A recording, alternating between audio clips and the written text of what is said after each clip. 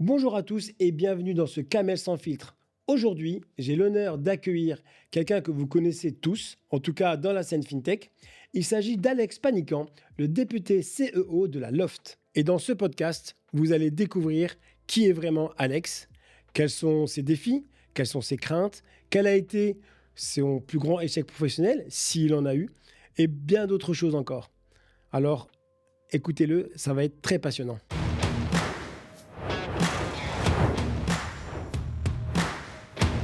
Where sustainability and social welfare are at the core of our concerns, where technological lead in Luxembourg.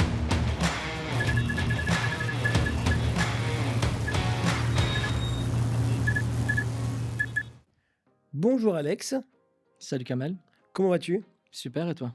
Très très bien. Je sais qu'actuellement, tu as de très courtes nuits. Effectivement. Ouais. Et je remercie ta maquilleuse d'avoir fait un miracle pour que je ne ressemble pas à un panda.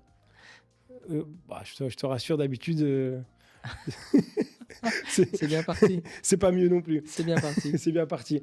Je ne sais pas si tu connais le concept, mais je t'ai expliqué un peu avant. Donc je vais te poser un peu des questions, certaines un peu provocantes, d'autres classiques. Et tu auras en fait droit à un seul joker. Donc, tu pourras éventuellement me dire, écoute, là, je ne veux pas répondre à cette question, et tu pourras sortir cette carte joker que je te laisse, Qu'une seule fois. qu'une seule fois. Ok, Mais sachant qu'il y a au moins 4-5 questions qui sont très tendues, ok, je te conseille de l'utiliser à bon escient. ok. Ok? Parfait. C'est parti. J'ai Donc, pas d'appel à un ami, famille, rien du tout. 50-50, Rien non du tout. Ok. De toute façon, est-ce que tu as des amis?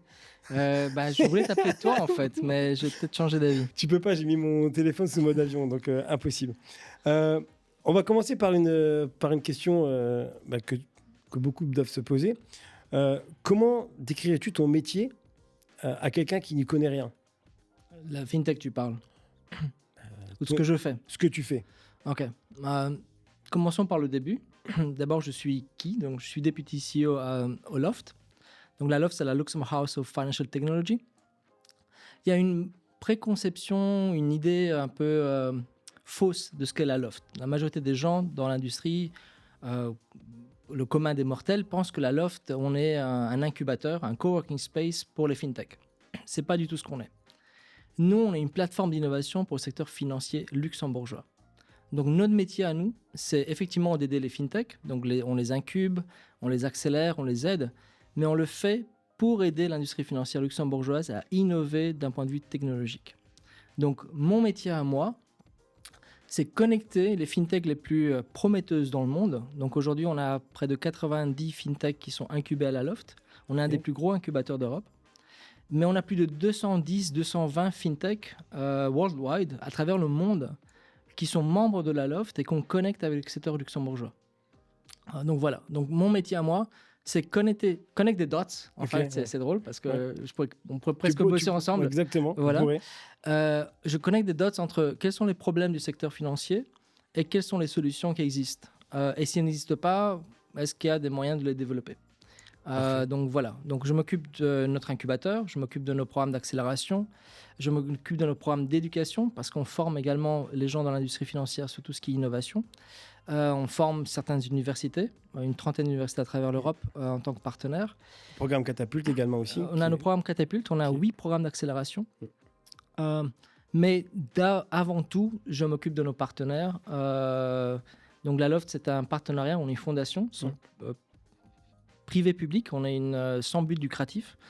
Donc, on est supporté par le ministère des Finances, le gouvernement luxembourgeois, et une vingtaine de partenaires privés, notamment banques, assurances, fonds, compagnies technologiques, name it. Parfait. Ça, c'est ce que tu fais maintenant? Donc, c'est ce que je fais, oui. Ok. Et quel a été ton premier job? Waouh. Si tu t'en souviens, payé parce ou que, non payé? si tu t'en souviens, parce que tu es vieux maintenant, mais... Non, mais les deux, le non payé et le payé. Non payé, mon Dieu, j'étais vraiment jeune. C'était sans doute couper le foin chez mes grands-parents. Non, mon premier job payé, je pense que c'était avec mon père, job étudiant. Okay. Mon père était électricien et il m'emmenait avec lui sur les chantiers. Donc, dans le froid, la pluie, la saleté, il me faisait tirer des câbles, il me faisait faire des saignées. C'est difficile en tant que parent aujourd'hui de se dire waouh, pourquoi il faisait ça, mais j'ai compris par après. D'abord, il voulait me montrer c'est quoi le vrai travail. C'est quoi respecter l'argent à la sueur de son front, parce que tu l'as gagné difficilement, mais également le respect envers les métiers de l'artisanat, les cols bleus, comme on les appelle, les vrais métiers. Et pas les métiers donc bullshit nos métiers comme nous. sont pas des vrais métiers, c'est ça? Tu sais, nos métiers sont catégorisés en tant que BS, bullshit, par certains économistes. Tout ce qui est métier de consultance, médias et compagnie. Non, c'est des vrais métiers. On essaie créer de la valeur. Mais tu rentres dans une pièce, tu ne penses pas à tous ces gens qui ont travaillé pour que ces lumières fonctionnent, par exemple. Bah, on l'a vu pendant le Covid, d'ailleurs. Exactement. Les métiers utiles. Et mais justement, parlant de valeur, tu te souviens de ton premier salaire? Est-ce que ton père t'a payé déjà? Oui, non, c'était dans la boîte de mon père. Okay. C'était chez Socom. Je pense que la boîte existe toujours. Elle existe toujours. Ouais. Et je pense que ça devait être l'équivalent de 800 €, quelque chose comme ça. Et t'as fait quoi de ce premier salaire? Si tu t'en souviens? Oui. J'ai racheté la voiture de ma mère, une vieille Ford Fiesta, pour pouvoir aller travailler les week-ends pour livrer des pizzas. Ah ouais, donc t'as déjà investi pour... Donc voilà, moi j'ai fait tous les métiers. Je sais pas toi, mais j'ai tout fait. Serveur, livreur, H&M, McDo, tous les métiers que tu peux imaginer, je les ai faits. Bah, en même temps, vu ton âge... voilà, j'ai eu le temps. J'ai eu le temps de le faire. Si on regarde aujourd'hui ton quotidien, quelle est la chose qui te passionne le plus dans ton job? Déjà, je n'ai jamais 2 jours les mêmes. Et c'est la beauté de travailler à la Loft. Il y a peut-être 3 choses que j'aime, qui me passionnent dans mon métier. La première, c'est les gens. J'ai la chance de rencontrer des mecs comme moi. De rencontrer des mecs qui ne sont pas comme toi. Non, j'ai la chance de rencontrer des entrepreneurs, des chefs de l'industrie financière. Ce matin, j'ai rencontré un ambassadeur. Je rencontre des chefs d'État. C'est des gens qui sont passionnés et passionnants et qui veulent changer le monde. Donc, j'ai cette chance de rencontrer des gens qui m'inspirent, en fait, au quotidien. La deuxième chose, c'est justement ces gens-là viennent avec des idées et des technologies du futur. Ça m'oblige, moi, à rester extrêmement curieux et à comprendre ce qui se passe dans l'industrie, dans différentes industries, en fait. Donc ça m'oblige à garder mon cerveau aware et allumé constamment. Et la troisième chose que j'adore, c'est voyager. Ça me permet de découvrir de nouvelles cultures et des entrepreneurs de tout horizon. On a des programmes d'accélération, comme tu le sais, en Afrique, en Asie du Sud-Est aujourd'hui, et l'année prochaine en Amérique latine et Amérique centrale. Et ça te permet de voir quel est leur mindset, leur façon de penser, leur façon de développer, qui est très différente de la nôtre. Ils sont beaucoup plus ambitieux entre toi et moi. Justement, tous ces voyages, on en a souvent parlé. Oui. Des fois, tu n'en as pas marre d'être loin de ta famille. Ou des fois, je crois qu'il y avait une période où on se parlait, mais tu dis, là, je suis je ne sais pas où, à Shanghai, après je suis en Afrique, après je suis... Et tu n'es pas au Luxembourg un jour. Enfin, tu as été une journée en un mois. Comment tu gères ça? Le super-héros dans l'histoire, c'est ma femme, c'est pas moi. Non, je sais pas toi, mais quand j'étais adolescent, je rêvais de devenir homme d'affaires, voyager. Tu vois, tu avais Pretty Woman à l'époque qui était sorti. Richard Gere, je pense que ça s'appelle l'acteur. Je me dis, waouh, quelle vie, toujours être dans l'avion. Mais on n'avait pas d'argent pour voyager. On n'avait pas d'argent pour voyager. Maintenant que tu le fais, et tu le fais depuis plusieurs années, effectivement, tu dis, waouh, j'aimerais passer plus de temps à la maison. Mais tu sais quoi, je sais pourquoi je le fais. Et je pense que c'est important de ne pas oublier pourquoi tu le fais. Exact. Et je le fais aussi pour mes enfants, je le fais pour ma famille, mais je le fais aussi pour le Luxembourg. Parce que ça fait aussi partie de mon job de représentation du Luxembourg. Parfait. Une petite question qui fâche ou pas, je ne sais pas. Est-ce que tu as eu un raté professionnel? Si oui, ce serait lequel? Peut-être que tu en as eu plusieurs. Le plus plusieurs. Quel était ton plus gros raté professionnel plutôt? Waouh, mon plus gros raté professionnel, je dirais que c'est l'échec de ma start-up. Donc, d'une de mes start-up. Donc, j'ai lancé une start-up en 2012-2013. C'était Malin Shopper. C'est une plateforme d'agrégation des produits locaux et de data mining. On faisait de l'IA avant que l'IA existe. Et ça, c'était le fait que tu dois fermer ta société, virer des gens. On avait, T'avais des près de employés 9 personnes qui Ah oui. travaillaient pour nous. Ça, c'était extrêmement, extrêmement douloureux. Et je pense que c'était... tu sais, on dit toujours c'est pas un échec, c'est un apprentissage. Mais ça fait mal et... ouais, je pense que j'en souffre encore, peut-être. Donc, ça veut dire que si c'était à refaire, est-ce que tu penses que tu referais la même erreur ou qu'est-ce que tu changerais? Oh, je changerais plein de choses. D'abord, je me changerais moi parce que je pense qu'il faut d'abord avoir un certain extreme ownership de tes échecs. C'est d'abord ton problème. Non, ma façon de gérer l'entreprise, le focus beaucoup plus sur les ventes. Et c'est ce que j'essaie de transmettre aujourd'hui à nos entrepreneurs à la Loft, l'importance de la vente. Oui. Alors, ça va répondre peut-être à ma prochaine question, mais est-ce que tu t'es déjà arrivé de te dire « je ne suis pas à la hauteur pour ce poste » Non, jamais. Même Non, à l'époque de Malin Chopper. non, parce que j'étais jeune et con.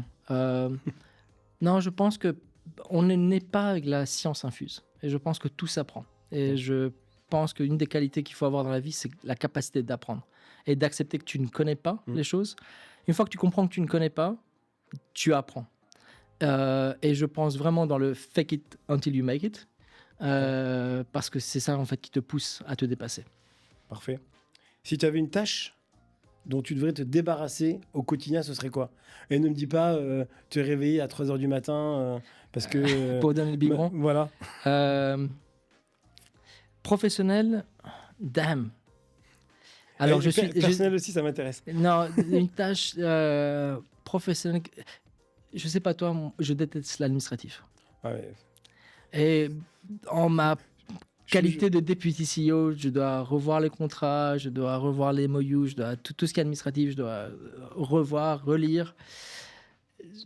Si je pouvais m'en passer, je m'en passerais. Mais bon, c'est une responsabilité qui est importante. Il faut le faire, donc je le fais.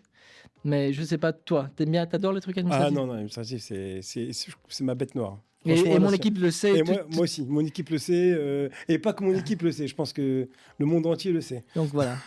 Alors, effectivement, tu es dans la fintech, dans la finance, dans la tech également. Mais plus globalement, justement, dans la communauté tech, qu'est-ce que tu détestes le plus? Est-ce qu'il y a une chose que tu n'aimes pas? Tiens, s'il y avait une chose à changer dans la communauté tech, ce serait ça. Waouh, détester, je crois que c'est un mot fort. Ouais. J'ai quelques frustrations. Ok. L'une de mes principales, c'est pas seulement dans le domaine tech, c'est un peu dans où va la société. Aujourd'hui, ce que tu fais n'a pas autant d'importance que le bruit que tu fais. Et je dis souvent à nos entrepreneurs, entrepreneurship is not a popularity contest. L'entrepreneuriat n'est pas un concours de popularité. Parce que j'ai fait cette erreur. Je pensais qu'en étant dans tous les magazines, d'avoir les photos, de gagner des prix, ça allait m'aider. C'est pas le cas. J'aurais dû passer du temps avec mes clients, avec mes fournisseurs et avec mon équipe. Et aujourd'hui, c'est drôle parce que j'enseigne le marketing digital, j'enseigne les réseaux sociaux, mais je pense qu'on donne beaucoup trop d'importance aux réseaux sociaux, justement. Les gens postent sur tout ce qu'ils ne font pas et tout ce qu'ils ne devraient pas faire. Et des fois, on croit beaucoup de choses dans les réseaux sociaux et qui sont peut-être même pas vraies. Et je remarque que les personnes que je respecte réellement, qui ont le plus d'impact, parce que c'est une question d'impact dans la vie, ne sont pas présents sur les réseaux sociaux. Ils ne sont pas visibles parce qu'ils sont trop occupés to get shit done. Et je pense que ça, c'est une frustration que je vois dans le domaine tech, c'est en fait, on manque d'ambition. On cache son manque d'ambition en postant des choses qui sont banales, au lieu de faire des choses qui peuvent changer le monde. Très bien. Là, une question, si tu avais le pouvoir de ne plus jamais travailler avec une personne, ce serait qui? Oh gosh. J'ai quelques flashs, mais je regarde le Joker. Non, mais, ok. Non, mais alors... non, si t'as un nom. Non. Joker pour le nom. Joker pour le nom. Donc c'est un demi-joker, c'est ça? C'est un demi-joker. À la Loft, on n'engage pas basé sur le CV. sur les skills ou l'expérience seulement. On engage sur l'attitude. D'ailleurs, on engageait des gens à des postes très importants à la Loft qui n'avaient pas le CV nécessaire, qui n'avaient pas les études nécessaires, mais parce qu'ils avaient l'attitude nécessaire. Et j'ai la chance aujourd'hui d'avoir une équipe et de travailler avec des gens que je respecte parce qu'ils ont cette attitude. Ce qu'on fait, on le fait par vocation. On ne cherche pas les mercenaires, on engage les patriotes. Ce que nous, on fait à la Loft, on le fait pour le pays. On le fait pour le bien du secteur financier luxembourgeois et on le fait pour le bien du Luxembourg à long terme. On travaille 12 heures, parfois 16 heures par jour. On a des calls parfois à 4 heures du matin. D'autres fois, on a des calls jusqu'à 10 heures du soir. Mais on sait pourquoi on le fait. On le fait pour le pays. Et c'est un mindset que tout le monde n'a pas. Et heureusement, aujourd'hui, à la Loft, les gens qui sont là, ils ont ce mindset. Je ne sais pas si ça répond à ta question, je ne donnerai pas de nom. Mais les gens qui n'arrivent pas à suivre le pas, la dynamique. Je vais regarder la liste de tous ceux qui ne sont plus à la Loft. Généralement, les gens-là sortent parce qu'ils sont chez nous pour les mauvaises raisons. Ouais. Parfait. Maintenant, côté fournisseur ou partenaire, est-ce qu'il y a quelqu'un avec qui tu as juré de ne plus collaborer? Non, pas du tout. Non. Parce qu'il ne faut jamais dire jamais. Il faut dire jamais. Dans le business, il faut rester lucide. Il ne faut jamais fermer les portes, il ne faut jamais brûler des ponts. Donc non, jamais eu de problème avec des fournisseurs ou des partenaires. Et à l'inverse, y a-t-il quelqu'un avec qui tu rêverais de collaborer, mais pour l'instant, tu n'as pas fait ou qui a refusé Oui, peut-être. Pas refuser de collaborer. Oui. T'as pas trouvé les bons terrains d'entente pour l'instant? Non, je pense que c'est une question de temps. Il y a des gens que j'aimerais beaucoup travailler plus avec. Je travaille un peu avec, mais ils n'ont pas le temps nécessaire. Et je pense à des gens comme moi, comme toi, par exemple. J'aimerais te voir plus souvent. Non, des gens comme OneSock ou Frank Schmidt. C'est des mentors qui m'ont beaucoup aidé dans ma vie. Mais c'est des personnes que tu verras jamais sur LinkedIn. Trop occupées. Mais qui font énormément de bonnes choses. Ouais. Parfait. Comment fais-tu pour maintenir ces bonnes relations? Parce que tu es quelqu'un qui a de réputation, tu as toujours de très bonnes relations avec les partenaires, etc. C'est quoi ton secret pour maintenir ces bonnes relations? Si tu devais donner deux, trois tips à ce niveau-là. Waouh. Donc, comment maintenir une bonne relation avec un client partenaire? C'est quoi ton secret? Je pense à 3 choses. La première, on appelle ça la communication performante. C'est une technique que j'ai apprise chez Procter & Gamble. C'est justement Frank Schmidt qui me l'a apprise. C'est que tu dois toujours rester en contact avec tes partenaires. Et pas spécialement seulement rester en contact pour des raisons professionnelles, mais également personnelles. Parce qu'en fin de compte, Kamel, et ça tu le sais très bien parce que tu le fais très bien, la relation, elle est person to person. C'est pas B2C, B2B, ça c'est du bullshit. Tu travailles avec une personne et c'est important de s'intéresser à la personne, de rester en contact avec cette personne. Malheureusement, je n'arrive pas toujours à le faire, honnêtement. Il y a des partenaires où il y a eu des frustrations, où les choses sont moins bien passées parce que justement, je n'étais pas assez avenant, pas assez présent. La deuxième chose que j'ai également appris chez Procter & Gamble, c'est tu dois toujours t'assurer que tu es du bon côté de la table.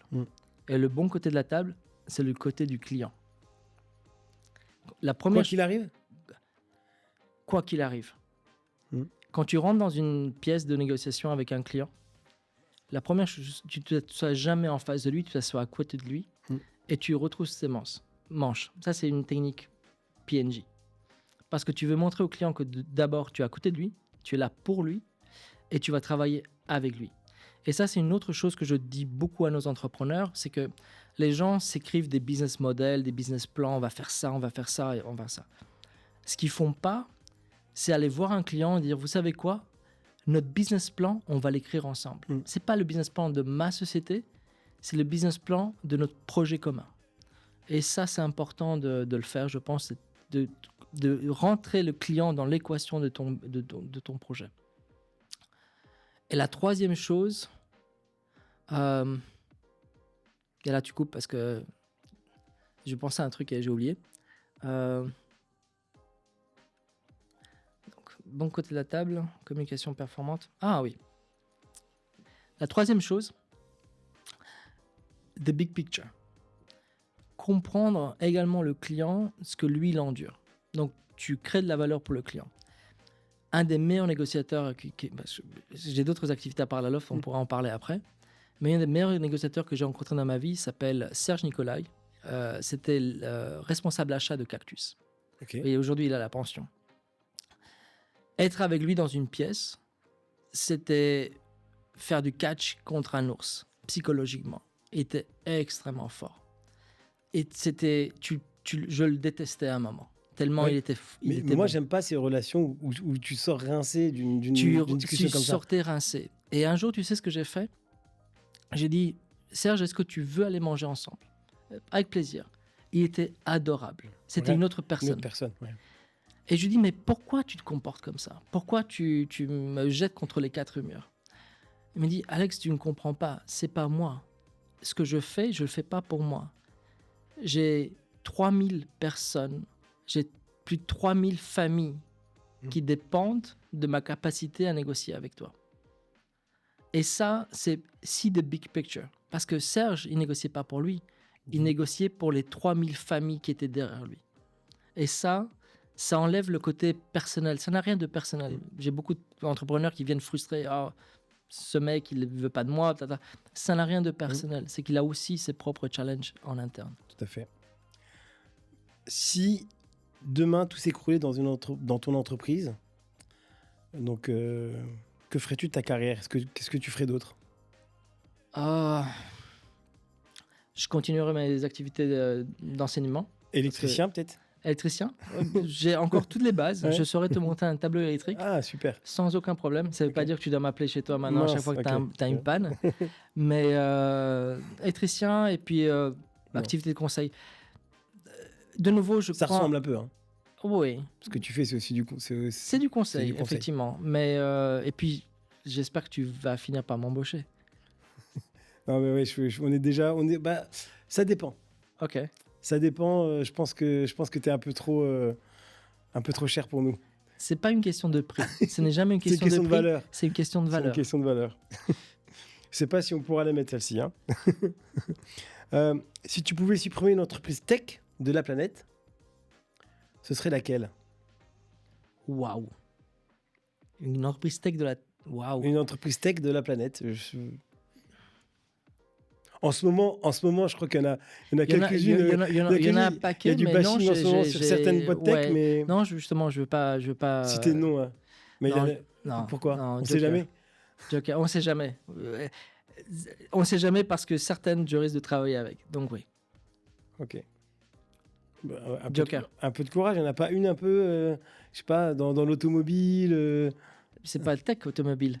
C'est l'automobile. Ouais, tech, oui, effectivement. Non, je pense que les entreprises qui nous feront du mal, encore une fois, je mets ma casquette d'Européen, ce sont les entreprises principalement américaines. Tout ce qui est surveillance, tout ce qui est gestion de la donnée, qui travaillent pour la NSA, qui travaillent pour la CIA. Je ne donnerai pas de nom parce que justement, on risque d'avoir un partenariat avec eux. Mais bon. Non, mais après, c'est parce que c'est tendance actuellement de parler de ça, mais peut-être que dans quelques mois, effectivement, on oubliera et on parlera même plus de cela. Donc et toi cette question te propose. Écoute, j'ai eu une Tesla oui. quelques mois. Et je l'ai plus. Donc ça répond à ta question. Ok, parfait.